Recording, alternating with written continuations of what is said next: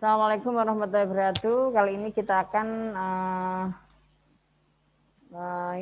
kuliah tentang asuhan kebidanan neonatus bayi dan balita dengan materi peran bidan pada balita sehat. Namun kita awali dulu dari asuhan primer pada 6 minggu pertama. Asuhan primer pada bayi 6 minggu pertama. Yang pertama yang perlu kita perhatikan, pengawasan kesehatan sebelum pulang, yaitu ada uji screening perilaku pada kelahiran, kemudian uji komprehensif neonatal. Apalagi di masa pandemi COVID-19 ini, perlu adanya biasanya untuk rapid test ya. Selanjutnya, kunjungan neonatal, yaitu pada 1 kali pada 7 hari setelah lahir dan 2 kali pada 7-28 hari setelah lahir. Apa tujuan kunjungan? Yaitu yang pertama untuk mengidentifikasi gejala penyakit, kemudian untuk melakukan screening, untuk memberikan bimbingan dan dukungan pada orang tua dan menjaga bayi dari ekspos penyakit.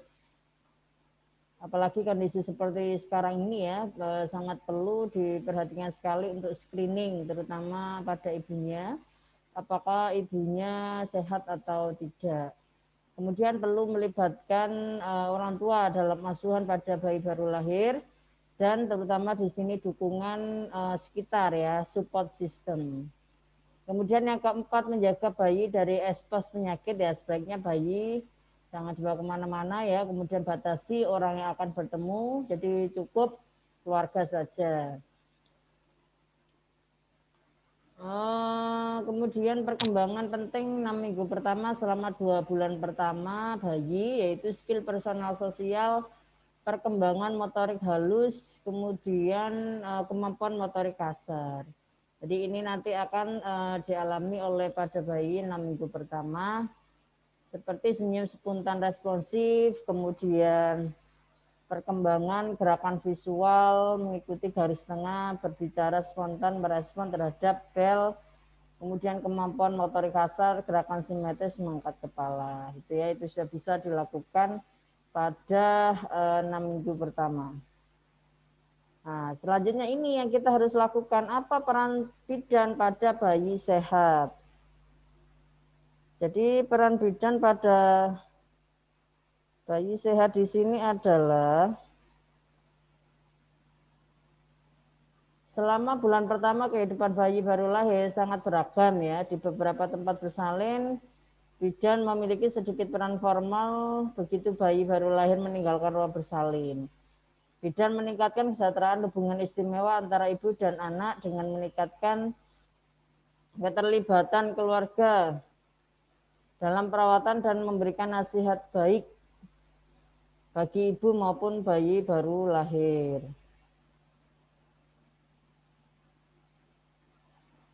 Nah, ini yang perlu kita perhatikan, yaitu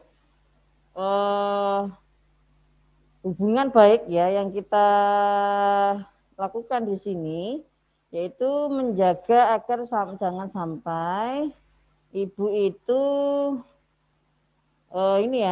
sampai terjadi nanti postpartum blues ya, kemudian baby blues.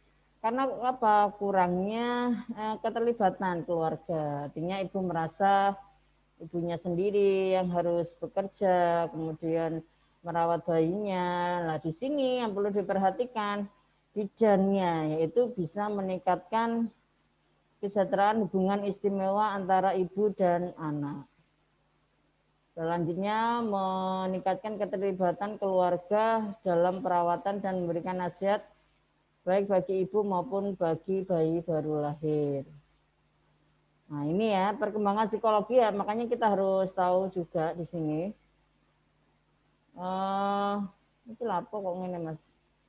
Mas, kok ngene lapo? Perkembangan psikologi bayi dini, bulan pertama kelahiran.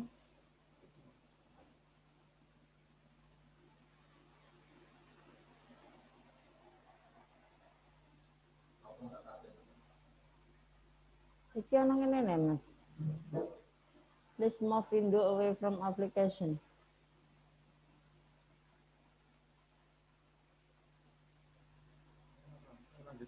Lanjut aja siapa ya? Yang perlu diperhatikan yaitu perkembangan psikologi bayi dini, yaitu bulan pertama kelahiran, hubungan akrab bayi dan ibunya, ya. Artinya apa di sini ya? Bulan pertama kelahiran, hubungan akrab bayi dan ibunya, yaitu rakyat ya Mas, senang ini ya Mas. Ini itu tulisannya itu loh tulisan. Nah, hilang ngotenane. Nah kok piye yo malu itu rekam. Ini dondi. Masih. Oh itu loh. Enggak dah. Nah, kita lanjutkan kembali ya.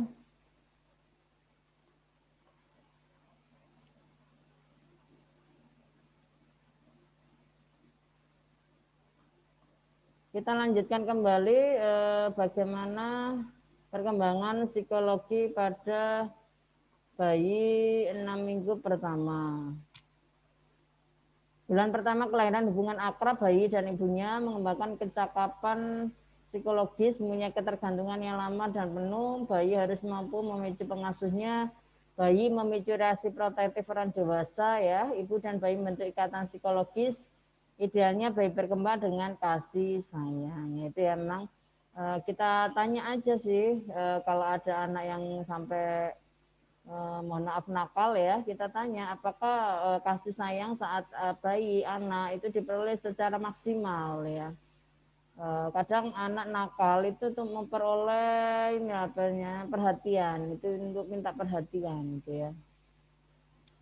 Selanjutnya bonding and attachment. Apa itu bonding? Merupakan suatu ketertarikan mutual pertama antar individu. Misalnya antara orang tua dan anak saat pertama kali mereka bertemu. Jadi untuk bayi-bayi yang tidak diharapkan itu juga susah ya, nanti akan timbul bondingnya. Karena apa? Karena orang tua yang pertama kali dia tidak tertarik terhadap anaknya sehingga bonding tidak terjadi itu ya. Makanya kasihan juga anak-anak dengan orang tua yang kurang menginginkan kehadirannya, itu juga tahap-tahapan ini akan tidak terlalui dengan baik. Dan apa attachment? Merupakan ikatan antara individu meliputi pencurahan perhatian serta adanya hubungan emosi dan fisik yang akrab. Ya. Jadi setelah tertarik, kemudian seperti ada ikatan ya. Makanya kadang ada orang tua itu merasa kalau ada anaknya bahaya atau apa mesti perasaannya was-was. Itu memang ikatan ini sudah terbentuk sejak bayi dalam perut ibunya ya. Ibu memberikan kasih sayang, diajak bicara di dalam perut, itu juga termasuk salah satu untuk membangun bonding and attachment. Selanjutnya bonding attachment adalah apa? Kontak dini secara langsung antara ibu dan bayi setelah proses persalinan dimulai pada kala 3 ya, jadi sampai dengan postpartum. Tetapi komunikasi ini sudah bisa dimulai sejak bayi di dalam rahim ibu. Makanya ini pernah ya ada dari psikolog mengatakan pada saya bahwa pada saat anak itu nakal itu ditanya apakah dulu saat hamilnya apakah orang tuanya sering bertengkar dengan maksudnya orang tuanya itu sering bertengkar itu ternyata saat ditanya seperti itu jawabannya iya, makanya menghasilkan anak seperti itu. Artinya kalau kita memang istilahnya peran kita sebagai bidan itu memberikan konseling prahamil ya, atau misalnya pasangan sebelum hamil itu bolehlah kita memberikan konseling prahamil ya. Jadi bagaimana untuk meningkatkan hubungan baik dengan anak nantinya, mau menjadikan anak kualitasnya bagaimana, itu bisa dimulai saat kehamilan, yaitu misalnya bapak harus mendukung ibunya, memberikan rasa nyaman ya, kemudian kurangi bertengkar, perbanyak misalnya kalau orang Islam mengaji ya, istighfar dan seterusnya. Itu nanti akan terbentuk anak yang sudah mulai dari dalam rahim itu akan menerima hal-hal yang positif ya. kita jangan pernah ya, kalau misalnya kita memberikan konseling prahamil atau konseling pra menjadi orang tua, itu kita perlu tekankan nantinya mau kualitas anak seperti apa. Kalau kualitasnya mau bagus ya berarti kita harus bagus ya. Jadi jangan menuntut bagus kalau kita sendiri tidak bagus. Prakondisi ya, ini makanya tadi ya, apa sih kondisi yang mempengaruhi ikatan atau bonding attachment? Yaitu yang pertama memang kesehatan emosional orang tua ya. Makanya mencari pasangan itu juga harus diperhatikan. Asal pokoknya jangan hanya good looking toh ya, tapi memang bisa mengendalikan emosionalnya ya. Yang pertama, yang kedua sistem dukungan sosial yang meliputi pasangan hidup, teman, dan keluarga suatu tingkat keterampilan dalam berkomunikasi dan dalam memberi asuhan yang kompeten. Jadi dukungan sosial dari suami itu sangat penting ya. Makanya jangan sampai salah pilih teman hidup karena itu akan berhidup selamanya. Kemudian dan keluarga. Jadi gini, milih mertua itu juga perlu diperhatikan ya. Jangan sampai orang tua kadang ada ya disuruh milih itu ya daripada saya ini ya punya suami ini tapi kalau mertuanya walaupun kadang ada sampai gini walaupun mertuanya bagus atau maksudnya baik dia pun nggak mau hidup dengan mertuanya ya tapi kita itu nggak bisa egois seperti itu karena memang anak laki-laki itu milik orang tuanya ya suatu tingkat keterampilan dalam berkomunikasi ya ini ya makanya pentingnya apa istilahnya ya kursus atau workshop pra menikah itu sangat penting ya. Kemudian pra menjadi orang tua itu sangat penting ya. Itu juga harus kita asah mulai sekarang. Kepedulian terhadap anak kecil itu juga sudah harus kita asah. Karena itu tadi loh, akan menentukan kualitas anak-anaknya nanti. Kalau misalnya dari orang tua saja kurang baik, mau gimana generasi berikutnya. Tapi memang tidak 100% genetik ya, tapi bisa karena lingkungan. Tapi itu berpengaruh sangat besar ya. Yang ketiga yaitu suatu tingkat keterampilan dalam berkomunikasi dan dalam memberikan asuhan yang kompeten. Itu juga ya bidan di sini perannya sangat bagus banyak sekali. Terutama bidan kan perempuan yang dekat dengan ibu pada saat proses melahirkan. Mulai dari hamil, melahirkannya, nifasnya semuanya bidan ya. Kedekatan orang tua dengan bayi ya, artinya apa ya itu tadi unwanted pregnancy itu jangan harap ya akan timbul langsung kedekatan itu sangat susah. Jadi memang anak itu memang harus dekat dengan orang tuanya, jangan sampai dekat dengan orang lain ya. Walaupun misalnya mohon maaf ibunya bekerja, anaknya di asuh orang lain, tapi tetap orang tua wajib dekat dengan anak ya. Jangan sampai menyerahkan 100% pada orang lain. Ya, akan sakit rasanya nanti kalau anaknya lebih memilih pengasuhnya daripada orang tuanya. Itu sudah pernah kejadian ya. Jadi ya atau orang tuanya datang, ada pengasuhnya, milih pengasuhnya daripada orang tuanya. Jadi saya sendiri juga seperti itu ya. Jadi anak saya setelah saya kerja itu semuanya sudah ke saya, nggak mau sama pengasuhnya ya. Jadi kedekatan itu saya bangun ya, misalnya ketika tidur ya kita peluk anaknya, kemudian kita usap kepalanya, kita doakan itu sangat-sangat harus kita lakukan sebagai orang tua nanti ke depannya ya. Bagi Anda calon bidan, calon orang tua, calon istri itu nanti sangat penting sekali. Selanjutnya kecocokan orang tua bayi termasuk keadaan temperamen dan jenis kelamin. Kita harus memahami ya temperamen anak. Jadi kadang memang ada kecocokan itu.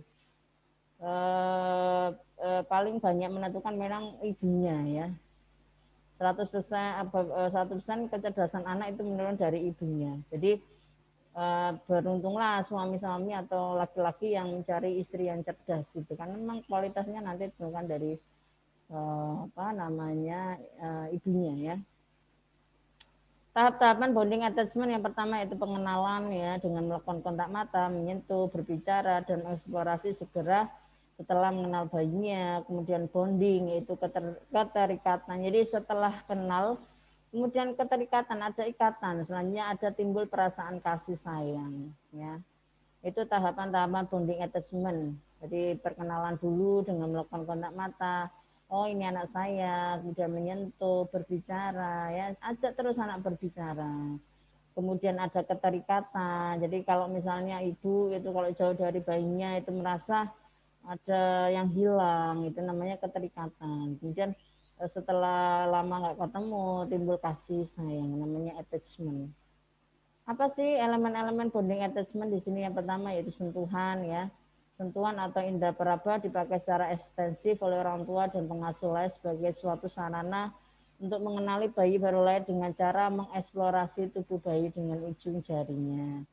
Ya, sentuhan di sini bukan yang ini ya, perilaku menyimpang ya, artinya memang sentuhan orang tua kepada ibunya itu ya halus ya, kemudian menyentuh bayinya, kemudian mengeksplorasi tubuh bayi dengan ujung jarinya, diusap-usap pipinya, gitu hidungnya itu ya, atau mungkin melakukan pijat bayi dengan sentuhan yang lembut, itu salah satu akan meningkatkan bonding attachment. Anak akan merasanya nyaman.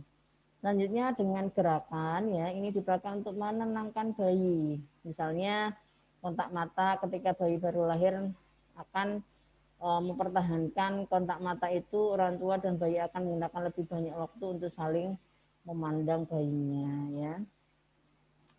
Selanjutnya suara, saling mendengar dan merespon suara antara orang tua dan bayinya juga penting ya. Bayi akan menjadi tenang dan berpaling ke arah orang tua mereka saat orang tua berbicara. Itu kalau sudah pernah ya, misalnya saya pulang kerja ada suara gitu aja bisa berpaling gitu ya, sudah mengenali suara orang tuanya ya. Selanjutnya aroma ya, perilaku lain yang terjalin antara orang tua dan bayi ialah respon terhadap aroma atau bau masing-masing. Jadi kadang bayi itu melakukan IMD, inisiasi menyusu dini, itu disesuaikan dengan aroma ini tubuh ibunya ya, karena aroma ini apa ketuban ya, makanya pada telapak tangan itu tidak usah dikeringkan. Jadi itu nanti sebagai media untuk membawa baunya itu sama dengan bau ASI gitu ya. Makanya pakai insting, itu makanya dari aroma. Sedangkan bayi belajar dengan cepat untuk mendapat aroma susu ibunya ya. Jadi nanti pada saat inisiasi menyusui dini, bayi ditaruh di atas perut ibunya, kemudian bayi akan mencari puting susu ibunya, dan itu tangannya itu sambil membau ya. Ini ya semirip iki ya, mudah dicari itu ya. Selanjutnya entertainment. Entertainment di sini yaitu irama berfungsi memberikan umpan balik positif pada orang tua dan menegakkan suatu pola komunikasi efektif yang positif. Bioritme anak yang belum lahir atau baru lahir dapat dikatakan senada dengan ritme alami ibunya. Untuk itu salah satu tugas bayi baru lahir adalah membentuk ritme personal.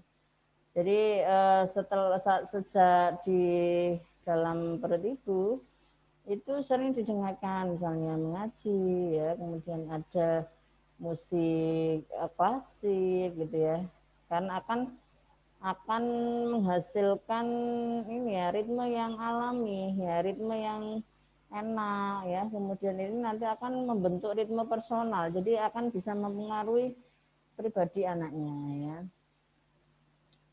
Selanjutnya kontak dini. Ada beberapa keuntungan fisiologi yang dapat diperoleh dari kontak dini ya. Kadar oksitosin dan prolaktin meningkat. Jadi ini kontak dini ini IMD ya, istilahnya inisiasi menyusu dini ya. Ada beberapa keuntungan fisiologi yang dapat diperoleh dari kontak dini. Yang pertama, kadar oksitosin dan prolaktin meningkat. Ya, karena apa? Gunanya oksitosin dan prolaktin. Oksitosin kan untuk mencegah perdarahan. Kalau prolaktin untuk meningkatkan produksi ASI. Jadi sangat besar sekali manfaatnya ya. Kemudian refleks menghisap dilakukan secara dini ya. Jadi jangan sampai bayi itu bingung puting segera lahir ya, jangan dikasih dot ya, tapi dikasih puting susu ibunya. Jangan salahkan bayinya kalau nggak mau menyusui ibunya, karena memang yang dikenalkan pertama kali bukan puting susu tapi dot ya.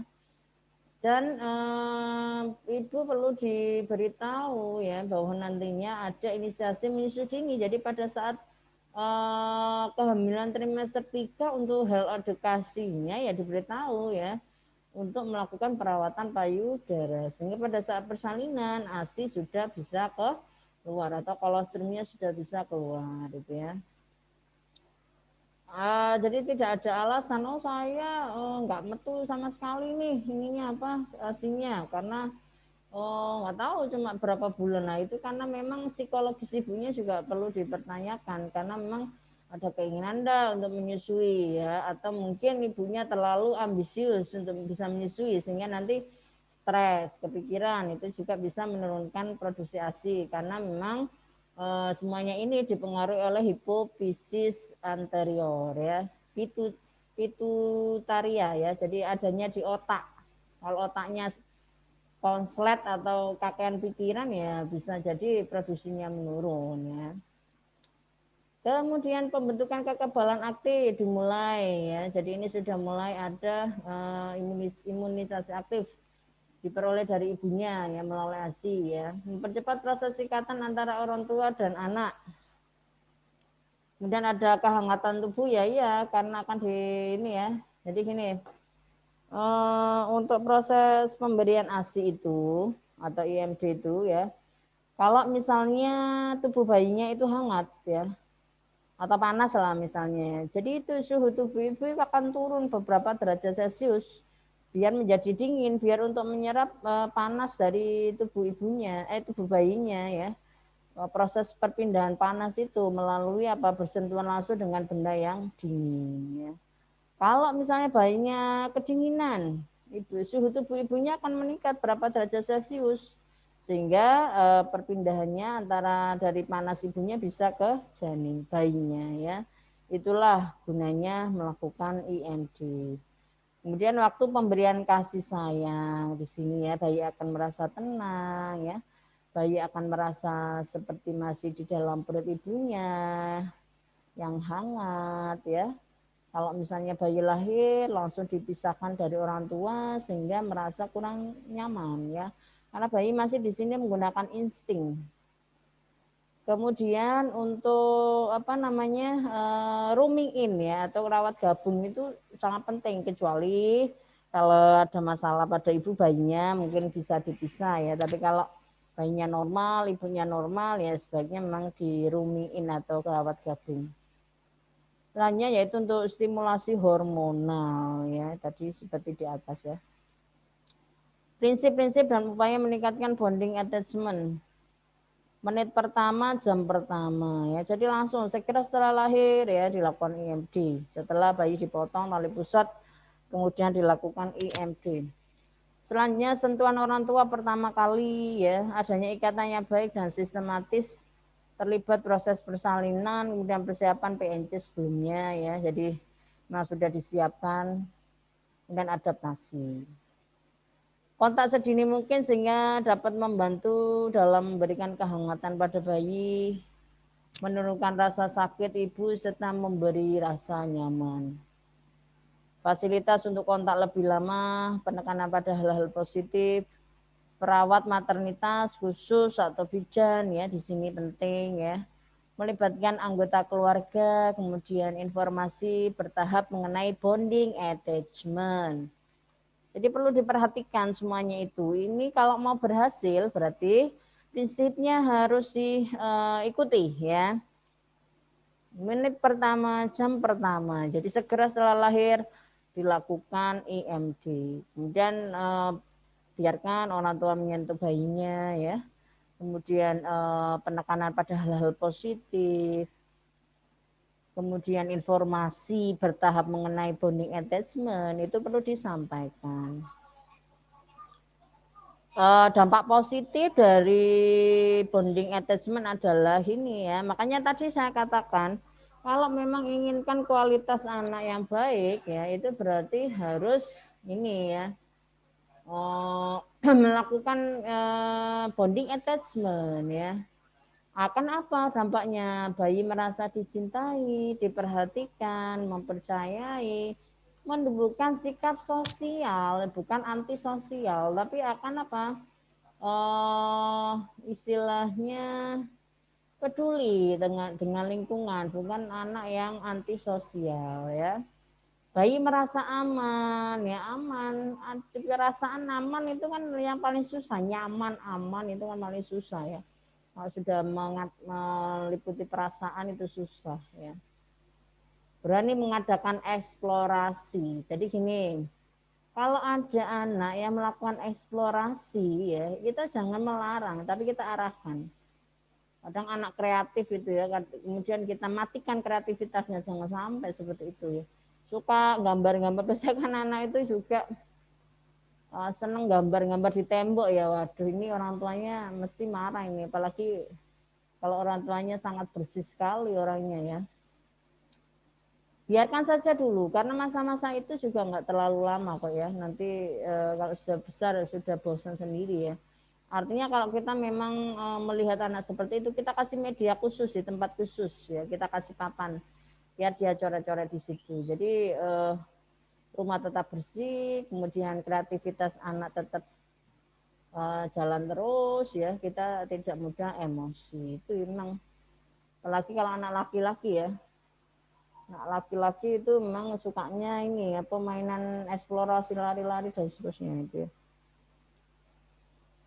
Hambatannya apa? Yaitu kurangnya support system, ibu dengan resiko ya, resiko misalnya setelah lahir ibunya tidak harus ada perawatan lagi, bayinya juga masih ada perawatan lagi, nah, atau kehadiran bayi yang tidak diinginkan atau unwanted pregnancy. Untuk materi ini ya, kita bahas selanjutnya di pertemuan yang kedua. Nanti saya berikan materinya dulu, kalian pelajari ya. Jadi jangan sampai Anda tidak mengerti apa yang saya sampaikan. Kalau kurang mengerti bisa ditanyakan. Jadi saya terbuka sekali untuk bertanya. Kalau ada waktu mesti saya jawab gitu ya. Boleh di WA terus bolak-balik boleh. Kalau ada pertanyaan bisa langsung ditulis di WA ya. Saya kira itu saja yang dapat saya sampaikan. Kurang lebihnya saya mohon maaf. Saya akhiri dulu. Wassalamualaikum warahmatullahi wabarakatuh.